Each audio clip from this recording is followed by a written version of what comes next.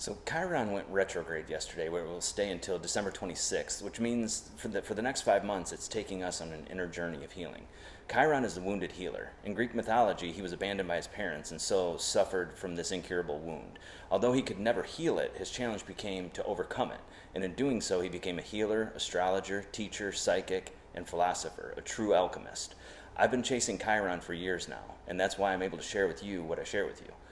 When it goes retrograde, it asks us to get in touch with our deepest pain, and rather than try to fix it, we're being asked to sit with it and search it for wisdom, truth, and understanding so that we might come to connect with the unconditional love and compassion that's already within us. And this isn't about perfection or healing our wound. It's about being perfectly okay with the chaotic, painful mess of it and sitting in it so that we can find the knowledge and power in it. We tend to have a belief that pain is bad, but that's only bad if we stop there. It's actually a source of tremendous power, and once we find that power and tap into it, we can take that gift to the world. We don't need to hide from this wound anymore. We need to embrace it, and I'll share with you my path in doing this. I'm an Aries Chiron in the 7th house of relationships. So finding my identity and asserting myself has been a lifelong struggle, especially in relationships. I've lived all over. I've explored the variety in everything, but I've never really fit in anywhere. I've always felt like an outsider in my own skin, and especially in relationships. And when Chiron entered Aries and went retrograde back in 2018, my ego broke wide open. And like Rumi says, that's where the light came in, literally. I had a massive and immediate awakening. But now I really didn't fit in because the superficial world didn't appeal to me anymore, and I didn't yet understand the spiritual world.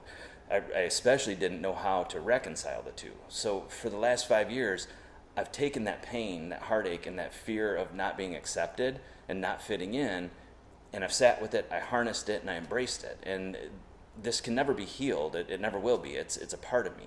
But I use it every day to find compassion for those that are struggling, to offer kindness and support to someone trapped in the darkness, to show unconditional love to someone who I probably would have said in the past they didn't deserve it, to share knowledge and guidance with those that are looking for their path.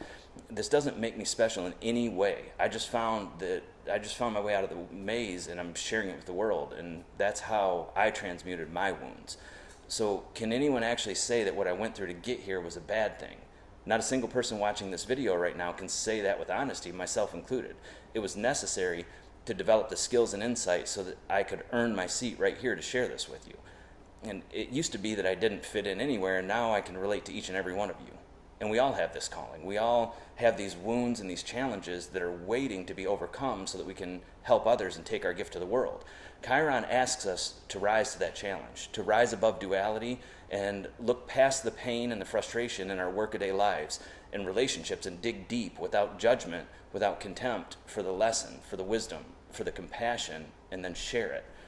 This retrograde period is going to be about taking an honest approach to discovering the family traits that were passed down to us and objectively see how they've played out in our relationships and to make those key adjustments for growth. Very often, that's going to prompt us by force, if necessary, to be separated from our loved ones that are closest to us. Just look around right now. It's everywhere. Friends, family, loved ones. But rather than seeing this as simply heartache or anger or shame or judgment, see it for the power in it and for the opportunity to realign with our own values and groups of people who also share those values. Pain is a motivator for growth. When we harness it, we step into our true power. Now, Pluto squared the lunar nodes today as well, which represent our compass on life's path. So it's our map of where we've been and where we're going. But we're at a crossroads, and Pluto's forcing us to choose which way to go.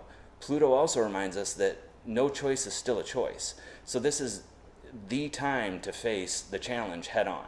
Your natal chart's a phenomenal place to start, and within it's hidden all the keys. So if you need help unlocking that, let me know, or I'd be happy to read your chart for you. But most importantly, drop some comments on what this period means to you and what you're experiencing, and share your story. You never know who may need to hear it, or you may never know where you're going to pick up that little nugget of truth that you needed to hear to help you on your path.